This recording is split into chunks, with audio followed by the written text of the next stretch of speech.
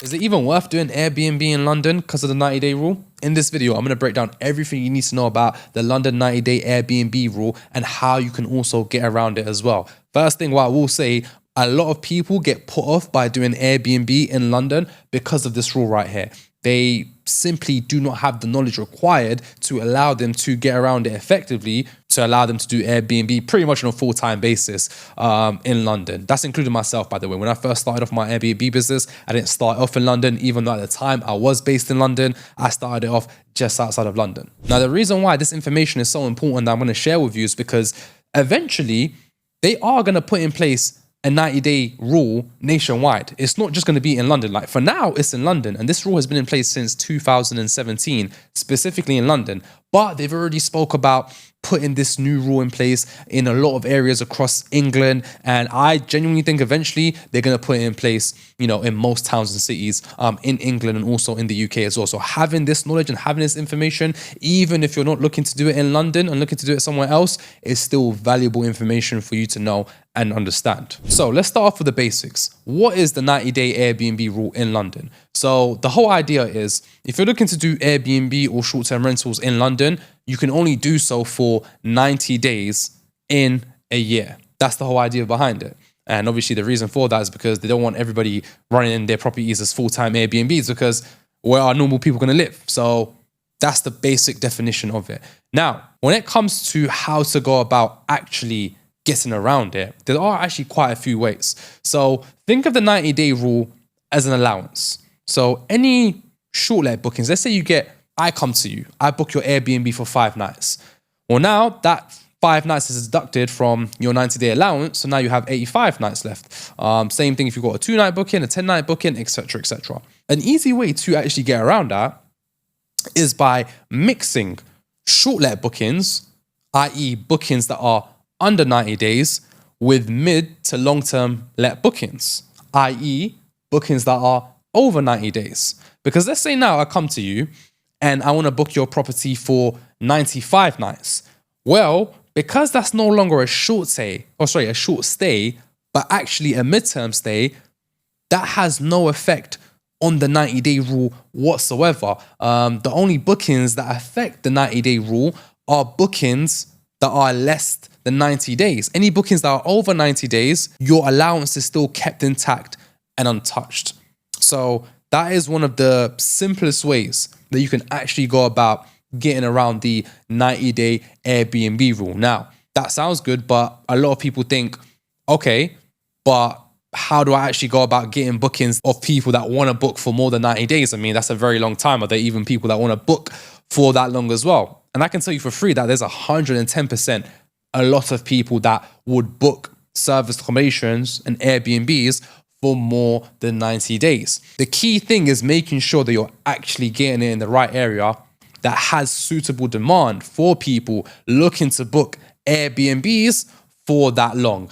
Just to give you an example, we used to have a lot of properties in the Canary Wharf area.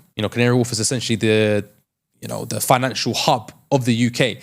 And where there's so many finance companies that are actually based there, a lot of the times they would be sending clientels, staff members from, different parts of the country and also internationally as well to that specific area for work projects and business. And sometimes these work projects can take place for, multiple months, 2 months, 3 months, 4 months. And we would get a lot of that, if that makes sense. So having it in an area where there is strong demand for, business travelers, that could be a very good way for you to go about getting longer term bookings. Contractors are also a very, very good group of people to actually target. We've got quite a few properties right now that's mainly catered to contractors or construction workers, people working in construction sites, and, they are notorious for booking properties on a longer term basis as well, or for over 3 months or 90 days. So they're a very good group of people to actually target, for that as well. Occasionally you have families as well, families that want to book properties for a longer term period because maybe there's something taking place with their house, it's going under a renovation, or maybe there was a fire or something that took place to where they can't stay in their property. So their insurance company is actually housing them somewhere for the time being until they're able to get their accommodation sorted. You also have people that are, for example, coming to the country completely fresh. that have just moved to the country. So when you're moving to the country, or when you're even moving to a new area, you have to go through quite a bit of a process to buy a property if you're looking to buy your own property. So in the meantime, you're going to want to rent somewhere on a short-term basis. And some people don't want to go through, the hassle of locking in for 6 months or a year with a normal ASC contract. So you get those types of people looking to book long-term accommodation for this as well. By the way, if you are someone that's looking to kickstart a rent-to-rent or service accommodation business, we can definitely help you out with that. Click the link somewhere around this video, scheduling a call with the team. We can see how we can go about helping you. Now, another way that you can actually go about getting around the 90-day Airbnb rule is by accepting more direct bookings.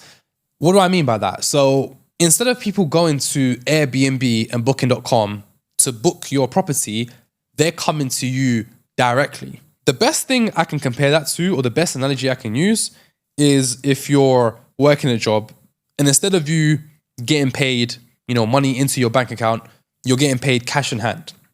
So you're working a job, you're getting paid cash in hand. Realistically, are people going to voluntarily pay taxes with the cash in hand money they're making? No, they're not. Let's be very, very honest about that. It's off the record. You know what I mean? It's off the record. And when something's off the record, technically, it never happened. So that's another way that a lot of people choose to get around the 90-day Airbnb rule, is by simply accepting a lot more direct bookings so that it's not officially on record as well. And of course, you can go about doing that by making sure you're getting your marketing right in relation to, managing your Airbnb or service accommodation properties. I mean, we do that quite often with the properties that we have when it comes to ensuring that we're maximizing the direct bookings that we receive compared to bookings that we're getting from Airbnb and booking.com. Because not only is it a thing with the 90-day rule, you're also making a lot more money as well, because of course, Airbnb, booking.com, amongst other platforms, they charge a pretty hefty fee for bookings that you receive. Whereas if people are booking with you directly, you're not paying any fees. All that money is just coming to you. So that's an important thing to keep in mind as well. Now, the other way that you can get around the 90-day Airbnb rule, and this part right here is, most people don't actually do it just because it is quite a lengthy process to go through. And it only makes sense if you own the property. If you're doing rent to rent, for example, where you're renting the property from the landlord and then re-letting it out, going through this process may not be the most ideal, if I'm being honest with you. And that's actually changing the use of the property. So typical normal residential properties are C3 properties. That's the usage of the property. Now, if you wanted to run the property as a full-time on-paper service accommodation, to where you're letting it out as a short let, throughout the year, not mixing short lets with mid-term bookings or long-term bookings, then you can go to the council to change the use from a C3, I believe it is, to a C1, which is similar. It's a similar class to what hotels do, for example. But like I said, most people actually don't do that, especially people doing rent-to-rents. Personally, if you're doing everything else that I mentioned, especially mixing short-term bookings with mid to long-term bookings, you really don't have to do that, if I'm being honest with you. But that is another way for you to actually go about it. Now, look, there is a lot of people that do things under the table when it comes to getting around the 90-day Airbnb rule. Essentially, this rule is mainly enforced, as of now at least, by Airbnb. So, for example, if you have a property listed on Airbnb and you have your 90-day allowance deducted, what people do once they get to the end of the 90-day allowance, they'll just re-upload the listing, but just put like a different location on it. Now, look, I wouldn't recommend that. Personally, I wouldn't recommend that at all, because of course we want to play things by the books. But yeah, at the same time, this is something that a lot of people do, and a lot of people do things under the table. But like I said, you don't have to do that if you're going about it the right way and you're just mainly focusing on mixing short-term bookings with mid to long-term bookings. I think you'd honestly be okay with that. So hopefully this video has actually provided you some clarity on how to go about getting around the 90-day Airbnb rule. But like I said, this is just in London for the time being, but eventually it will be coming into place nationwide. I promise you that is going to happen. So you want to make sure that you're fully prepared for when that does happen eventually. By the way, if you are someone that's looking to kickstart a rent-to-rent or service accommodation business, we can definitely help you out with that. Click the link somewhere around this video, scheduling a call with the team. We can see how we can go about helping you. If you are someone that's specifically focusing on the rent-to-rent strategy, and you're looking to learn more about that, check out this video right here. It will pretty much walk you through how to go about analyzing, rent to rent deals to see whether or not they're profitable or they're not profitable. It's the exact same steps that I go through, my students go through, to make sure that we're only taking on good or excellent rent to rent deals. Again, check out this video right here.